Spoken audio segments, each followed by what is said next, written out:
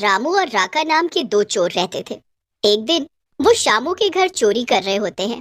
رامو راکا سے بولتا ہے، راکا، ارے تھوڑا دھیرے دھیرے چوری کر، نہیں تو یہ شامو اٹھ جائے گا اور ہم پکڑے جائیں گے۔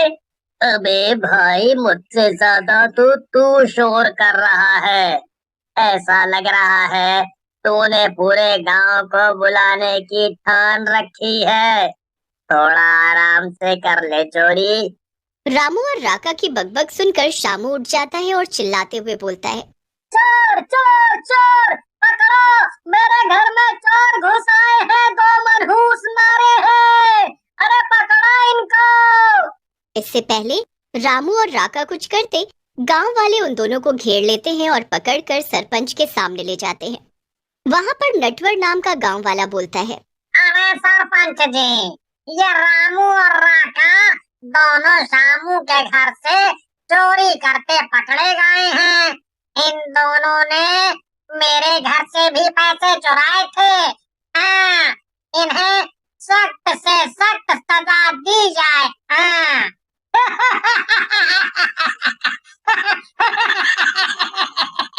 دیکھو دیکھو، بول بھی کون رہا ہے؟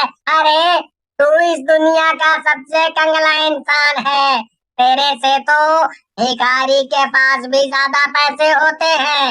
گاؤں والوں، میں نے اس کے گھر پر چوری کی، لیکن مجھے کیا ملا؟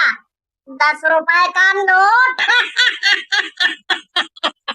تم دونوں چپ ہو جاؤ، چوری کرتے ہو، اوپر سے سینہ چوری بھی۔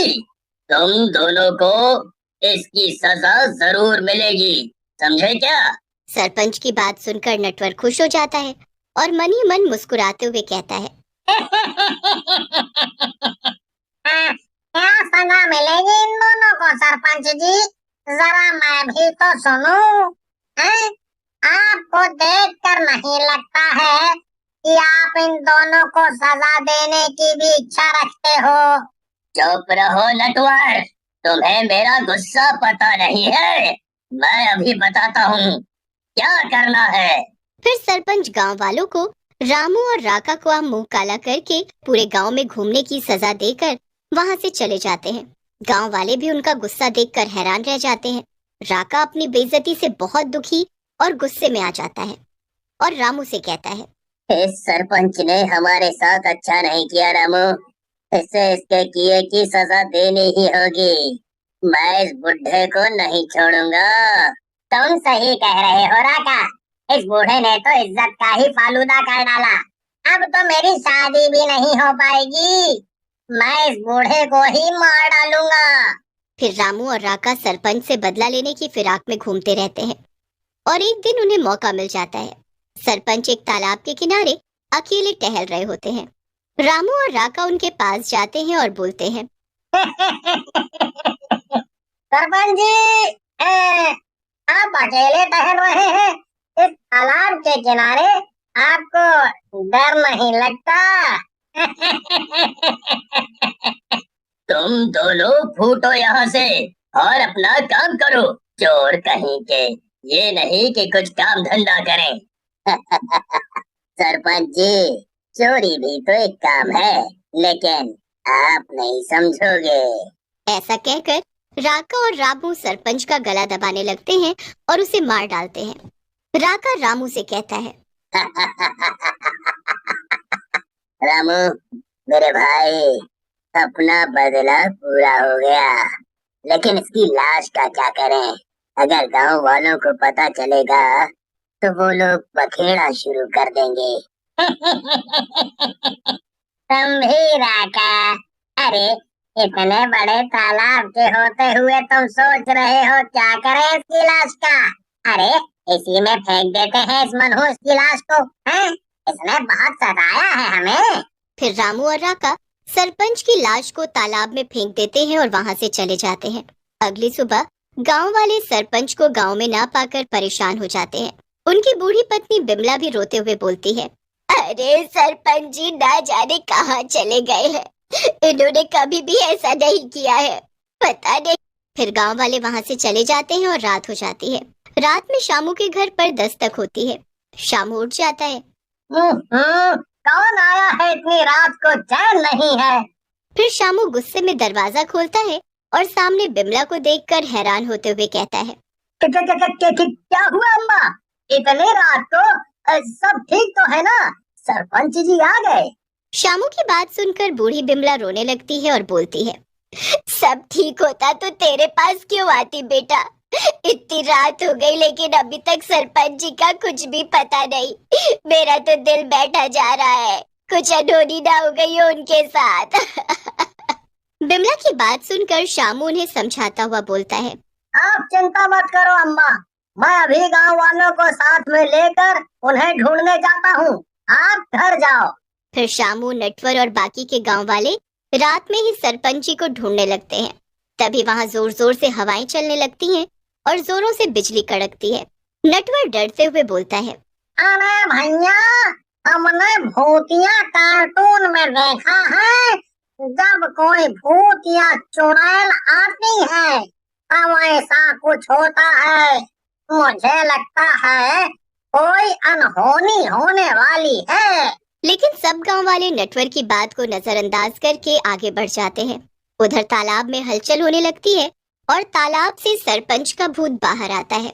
इन दोनों ने मुझे मार डाला, मैं इन दोनों को मार कर इस दुनिया से मुक्त होऊंगा, लेकिन उससे पहले मुझे बिमला को देखना होगा, वो तो अकेली हो गई इस उम्र में।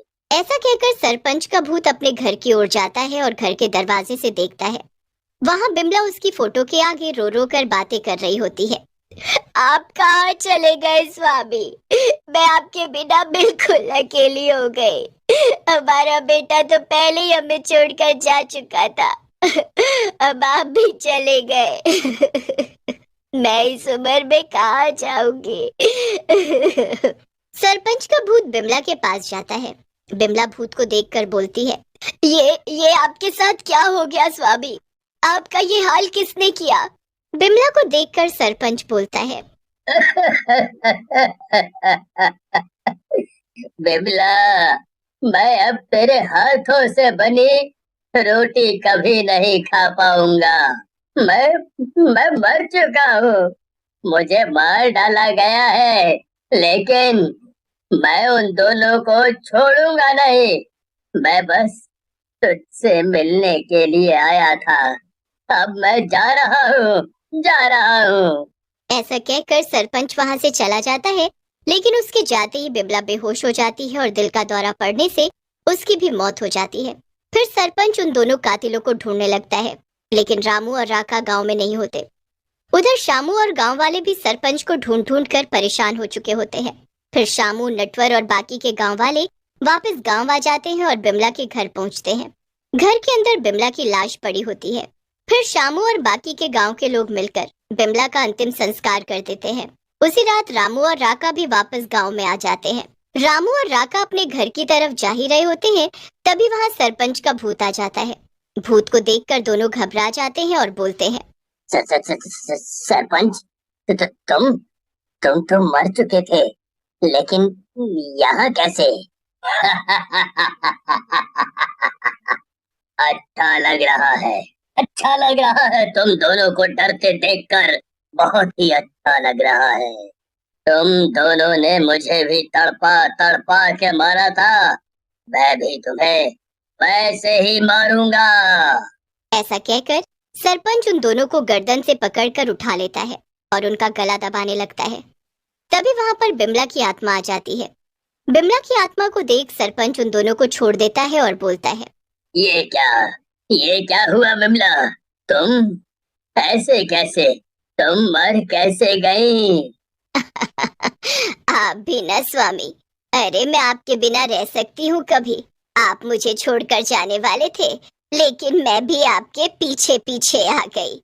मैं सातों जन्म आपके साथ रहूंगी, समझे? और इन दोनों को भी छोड़ दो। ऐसा मत करो स्वामी, इन दोनों को इनके किए की सजा पुलिस देगी। फिर बिमला के कहने पर सरपंच का भूत दोनों को छोड़ देता है। तभी वहां गांव वाले भी आ जाते हैं और रामू और राका को पकड़कर पुलिस के हवाले कर देते हैं।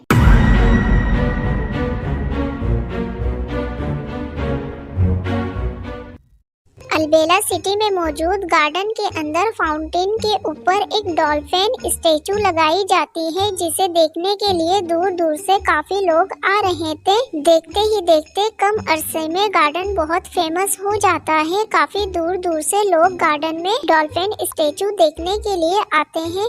एक दिन गार्डन में डॉल्फिन स्टैचू की चोरी हो जाती है। गार्डन का ऑनर डिटेक्टिव मेहुल के असिस्टेंट मोटू लाल को कॉल करता है। मोटू लाल भी केस सॉल्व करने के लिए गार्डन में आ जाता है और गार्डन में मौजूद कुछ लोगों को सस्पेक्ट करते हुए इन्वेस्टिगेशन शुरू कर देता है। काशिफ इंस्पेक्टर को स्टेटमेंट देते हुए कहता है, मैं ऑफिस से डेली गार्डन आता हूँ, मुझे चोरी के बारे में कुछ नहीं पता। रियान भी इंस्पेक्टर को बताता है, मैं रोज जॉगिंग के लिए आता हूँ, मुझे भी चोरी के बारे में कुछ नहीं पता। अशरफ भी इंस्पेक्टर को स्टेटमेंट देते हुए कहता है, मैं अपने डॉग के साथ रोज खेलने के लिए आता हूँ, मुझे भी कुछ नहीं पता। ओल्ड मैन भी इंस्पेक्टर को बताता है, उसे भी चोरी के बारे में कुछ नहीं पता। कबीर भी इंस्पेक्टर को स्टेटमेंट देते हुए कहता है, वो अपने गर्लफ्रेंड का इंतजार कर रहा था, उसे भी कुछ नहीं पता। इन सबकी स्टेटमेंट सुनने के बाद इंस्पेक्टर समझ जाता है इन सब में से डॉल्फिन स्टैचू की चोरी किसने की है। दोस्तों, क्या आप इन सबको देखते हुए बता सकते हो चोरी किसने की है?